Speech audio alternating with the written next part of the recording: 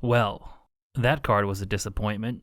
If I had told you before UFC 280 that the most entertaining back-and-forth fight of the whole event would be Sean O'Malley versus Petr Yan, you'd probably ask me if I had been smoking with O'Malley. But this event seemed to underwhelm on almost every level. To be fair, UFC 280 was probably the most anticipated and hyped up card of the year. Rightfully so. On paper, this card had everything you could ask for. There were 2 title fights, with both main and co-main event offering interesting stylistic clashes. While lower down the card, we saw multiple fights with major divisional relevance. There was also a healthy mixture of fan favorites with name value and undefeated prospects trying to climb the ladder. On top of it all, many of the fights seemed like they were almost guaranteed to be entertaining, but it didn't really pan out that way. The best way to describe UFC 280 would be to say that it was anticlimactic. So, for that reason, I'm going to do something a bit different with this video. Rather than going through the card from top to bottom, I'm going to start with what I think was the most interesting and controversial fight of the whole event: Sean O'Malley versus Petr Yan. Funnily enough, I predicted almost this exact result on Twitter about a month ago. My reasoning was that in some of his fights, Yan has shown a tendency to spend the early part of the fight collecting data and making reads. And what is one thing that we can say Sean O'Malley does really well? He's very good at establishing his range early and sniping his opponents from distance with techniques like the jab and the teep to the body. So in a 3-round fight, I thought there was a good chance that O'Malley could win 1 or 2 close rounds before Yan got going. That isn't 100% what happened, but the result was ultimately the same on the judges' scorecards, which raises the question that has been swirling around this fight ever since the decision was read. Did Petr Yan get robbed? I think I can answer that question pretty easily. No, Petr Yan did not get robbed. You can tell this wasn't a robbery based purely on the shallowness of the argument people are using to claim that it was. The most common being to post a screenshot from MMA Decisions showing that every member of the MMA media scored the fight for Yan. The thing is, a fight isn't a robbery just because the MMA media consensus scored it differently than the judges. In fact, I would argue that in this case, the MMA media consensus makes it pretty obvious that O'Malley versus Yan was not a robbery. Almost everyone scored at 29-28 for Yan, meaning that they gave O'Malley 1 round. For this fight to be a robbery, Yan would have needed to win 2 of the 3 rounds beyond a shadow of a doubt, and he simply didn't. I don't think anyone would argue that Yan won round 2. He did get hurt by O'Malley, but he wobbled Sean in return, then got multiple takedowns where he established effective grappling scenarios by landing some hard shots on Sean. In a similar fashion, O'Malley clearly won round 3. Sean landed more than twice as many significant strikes and had Yan badly hurt on 2 separate occasions. I'd argue that the knee he landed in round 3 was as close as either of them came to a finish. Had O'Malley not been so willing to sit back and watch his own work, he might have even stopped Yan. So each fighter had a round that they definitively won, which leaves round 1. Let's look at the stats. According to the UFC stats page, Petr Yan landed 28 strikes to O'Malley's 23, but O'Malley landed 23 significant strikes to Yan's 19. Yan also got 1 takedown and amassed 70 seconds of control time to Sean's 2 seconds from that wonky sort of takedown at the end of the round. So, when we really break it all down, O'Malley landed 4 more significant strikes, while Yan landed 5 more strikes total. I think that is enough to say that they broke even with a possible edge to O'Malley. Having watched the first round of this fight several times, I really think the striking was a wash. It was a round where they were largely feeling each other out, and little of significance was landed. That brings us to the takedown and control time. First of all, I think it's important to make something clear about scoring that the majority of MMA fans still don't quite understand. Under the unified rules of MMA, control time is not scored on top of or in addition to everything else. The scoring criteria is essentially a priority list, with effective striking and grappling taking the highest priority when scoring a round. The unified rules of MMA define effective grappling as successful execution of takedowns, submission attempts, reversals, and the achievement of advantageous positions that produce immediate or cumulative impact with the potential to contribute to the end of the match, with the immediate weighing more heavily than the cumulative impact. Adding, it should be noted that a successful takedown is not merely a changing of position, but the establishment of an attack from the use of the takedown. Top and bottom position fighters are assessed more on the impact/effective result of their actions, more so than their position. End quote. What does this all mean? Basically, under the scoring criteria for the unified rules of MMA, taking somebody down and staying in top position but doing nothing with it should not be scored as effective grappling, especially if the bottom fighter is landing strikes or attempting submissions. So, at this point, I think we have to ask, what did Petr Yan do with his takedowns in 70 seconds of control? Virtually nothing. The UFC stats doesn't even record him landing a significant strike on the ground. In my opinion, this is enough to take Yan's control time out of the effective striking/grappling conversation and move it down to effective control, which you take into account if everything else is equal. With that in mind, I have a few questions for the people who think this fight was a robbery. Do you really believe that 70 seconds, where Yan effectively did nothing other than hold O'Malley down or against the fence, was the deciding factor that made this a Yan victory? And if that is so, how would you score Aljo versus Yan 2? More importantly, if the margin of victory between them in round 1 was so close that we have to consider 70 seconds where Yan did effectively nothing, would it really be a robbery to score that round the other way? Now, I understand that some people think the unified rules scoring criteria goes against the spirit of MMA. That is a fine opinion to have, but it doesn't mean you can just substitute your own personal scoring criteria whenever it suits you. Which we've seen a lot of from Petr Yan fans who went from saying that Aljo's control time in their second fight didn't count as effective grappling, yet are now claiming that 70 seconds of holding won Yan the first round against O'Malley. If you're going to substitute your own scoring criteria to fit your narrative about the way the fight went, why stop at control time? Why not consider cuts and damage? Or why not score the fight as a whole? In both cases, I think O'Malley would have the advantage. My point with all of this is not to say that I think O'Malley definitively won. I would probably lean slightly more towards round 1 either being a wash or a very, very slight Yan round. However, when you acknowledge that they both clearly won a round apiece, and the swing round was so close that we have to defer to tertiary scoring criteria like effective control, the fight cannot in good faith be called a robbery, no matter how upset you are with the decision. I rest my case. With that out of the way, I think the biggest takeaway from this fight is that Sean O'Malley is absolutely an elite bantamweight. The only other fighter in the UFC who has fought like that against Petr Yan is the current champion. Moreover, in this fight, O'Malley answered every question and concern about him as a fighter. Not only did he outstrike the man considered by many to be the best striker in the division, he answered any questions about his durability or capacity to stay composed at the highest levels of the sport.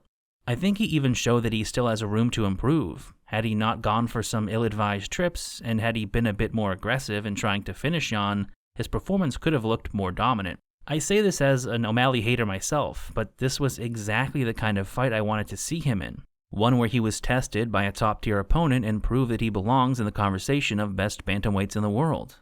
The big question now is, what is the next move for Sean O'Malley? The clear option from the UFC's perspective is to strike while the iron is hot and shove O'Malley into a title fight immediately. But if I were O'Malley and his team, I would request one more 5-round fight with a top 5 opponent. Specifically Chito Vera. As good as O'Malley looked against Yan, I think he could use a little more time to shore up the gaps in his skill set. For instance, he does feed the single leg a bit, which would be concerning against a guy like Aljo. Considering that O'Malley literally just turned 28 a few days ago, he still has the time to add that last degree of polish that would make him a real threat to whoever is holding the belt.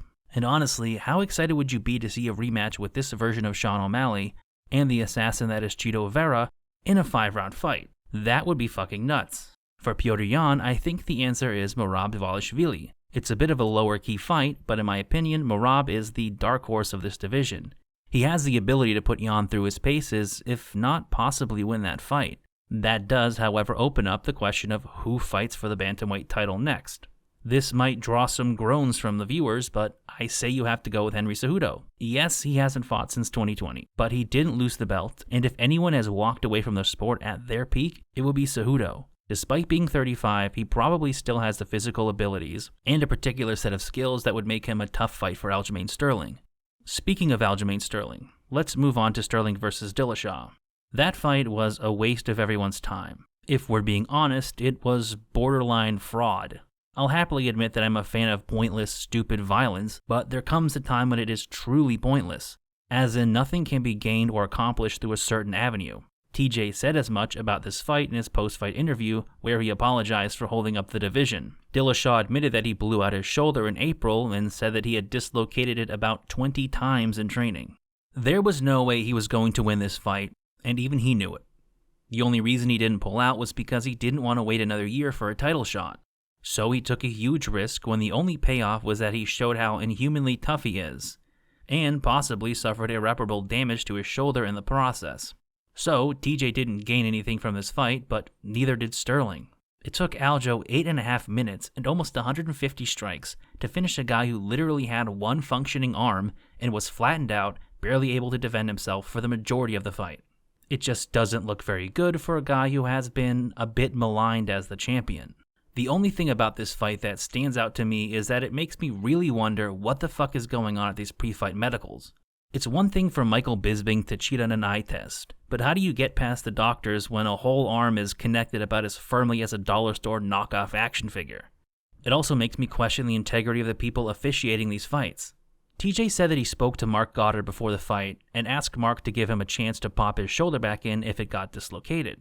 As a referee, how do you not call a stop to the fight right then and there in the locker room when a fighter admits that they're physically impaired?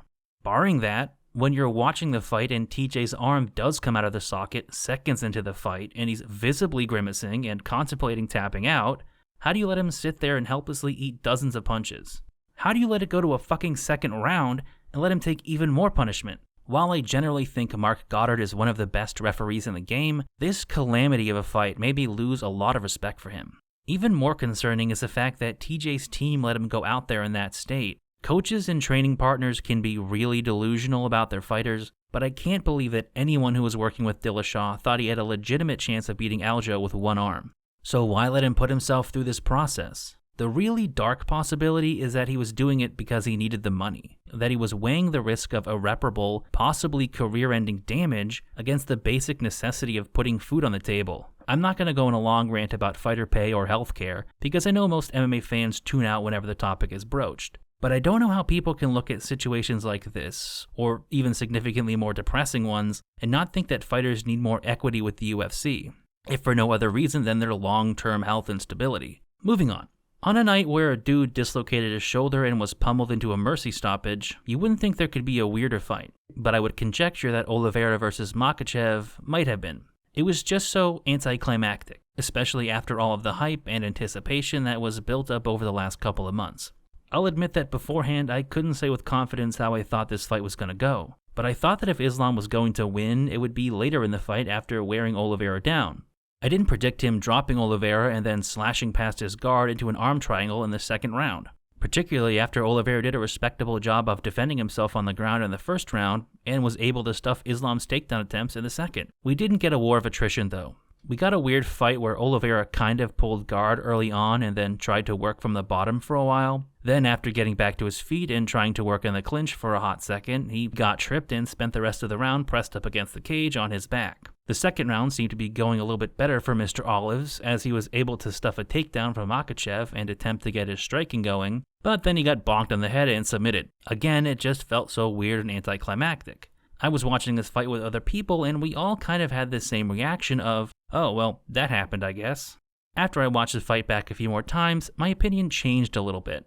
I started to notice some of the subtleties of both fighters' actions, particularly with Makhachev. From the opening bell, Islam just never let Oliveira get his offense going in any meaningful way, either on the ground or on the feet.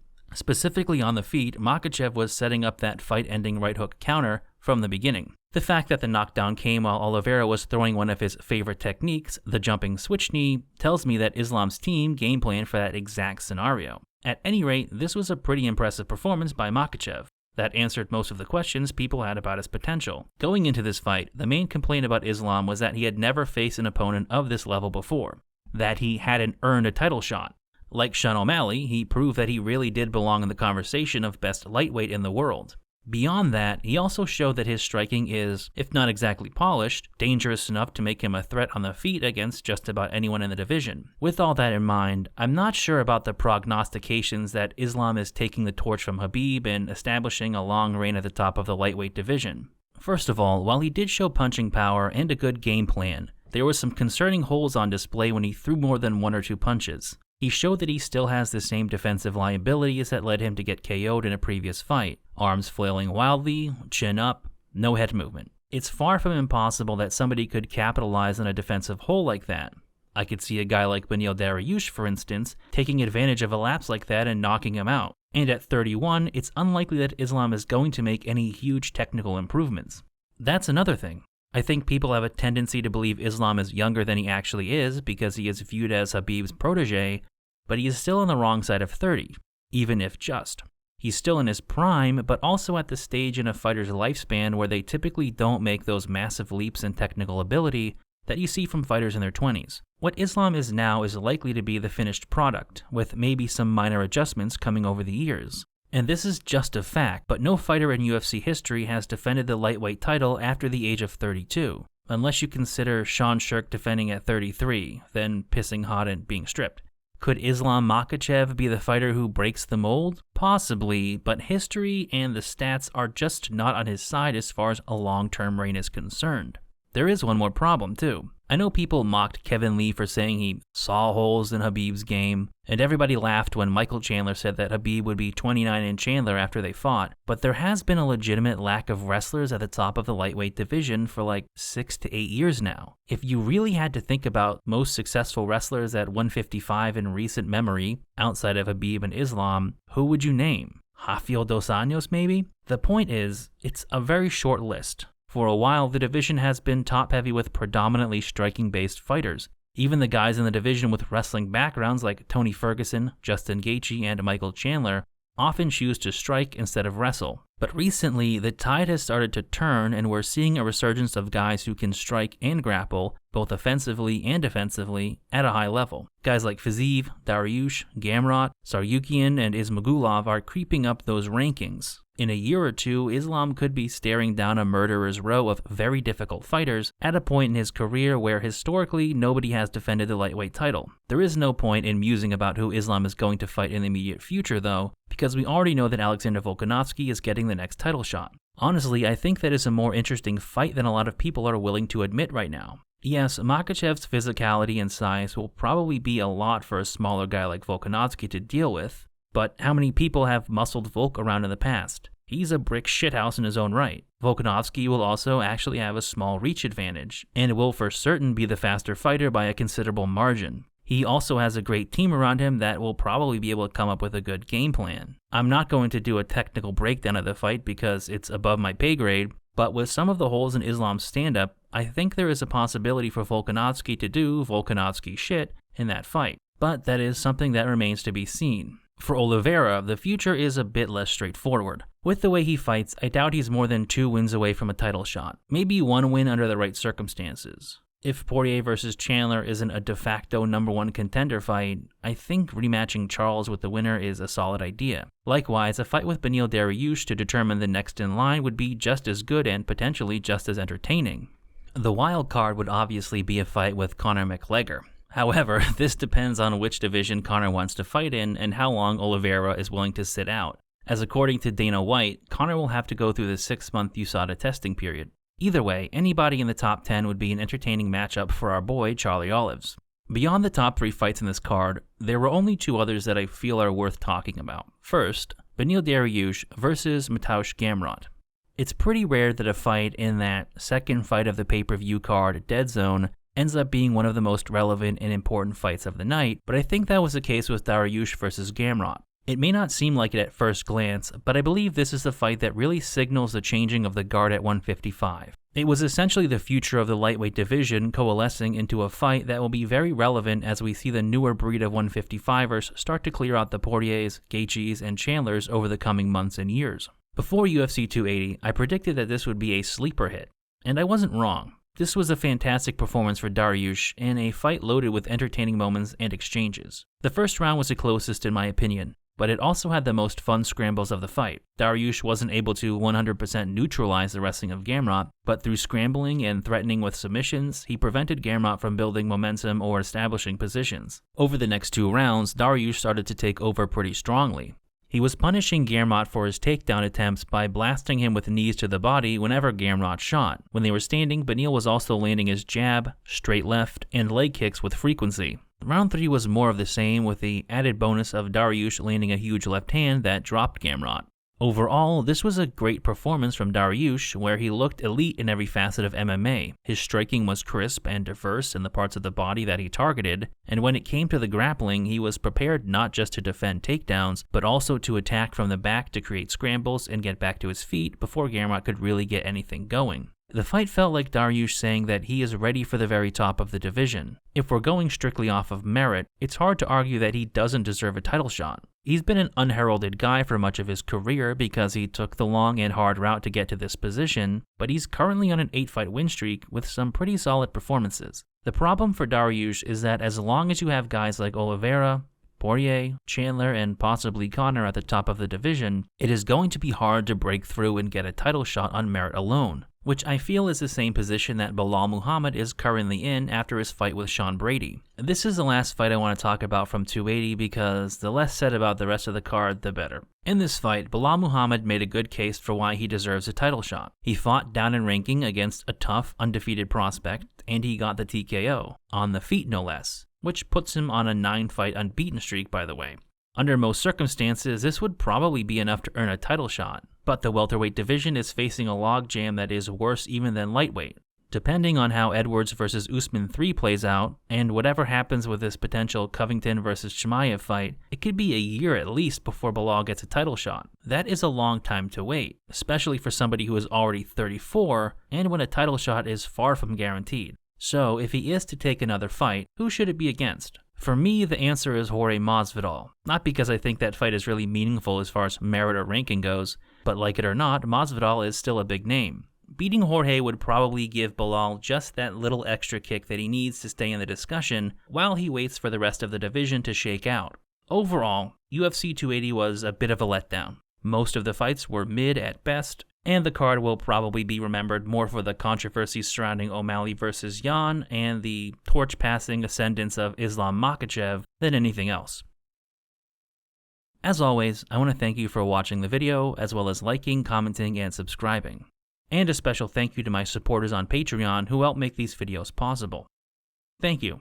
Bisbing Hates DC, Fightback CBD, Iron Shamrock, Mike Roballs, Rusty Shackelford, Ryan Seedor, Who Really Cares? Dot Old Neon, Alex, I Said No Cops, Jack Trey Bowles, Jackson, Julius Caesar Has Jungle Fever, Kevin Howard, Kyle, Neem, Paulo Gomez, Red at 78 Sviat, Snepsts, Tamby Helmick, Timothy Lee Peterson, Tracksuit, and Zach Taylor.